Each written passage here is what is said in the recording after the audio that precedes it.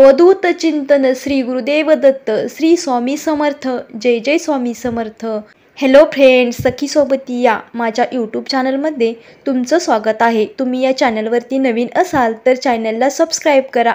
जीवनामध्ये आपल्याला खूप आर्थिक संकटे अडचणी येत असतात, पण त्यावर काही घरगुती उपाय केले तर त्यावर तोडगा निघू शकतो। चला तर पाहूया असा कोणता उपाय आहे ज्या उपायाने तुम्ही आर्थिक संकटापासून निवारण करू शकता। देवदेवतांच्या पूजेमध्ये विविध प्रकारच्या गोष्टींचा वापर केला जातो। यामध्ये तांदळाला विशेष महत्त्व आहे, यालाच अक्षदा असेही म्हणतात। प्रत्येक पूजेमध्ये गुलाल, हळद, कुंकू अर्पण केल्यानंतर अक्षदा अर्पण केल्या जातात।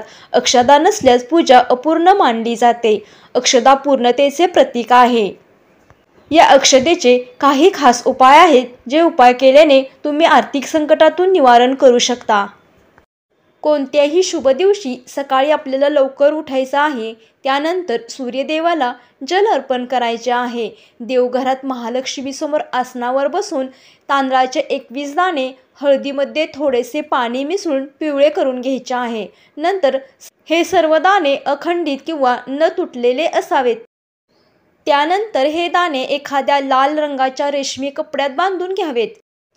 त्यानंतर हे रेशमी वस्त्र लक्ष्मीसमोर ठेवून लक्ष्मीची आणि याची विधिवत पूजा करावी।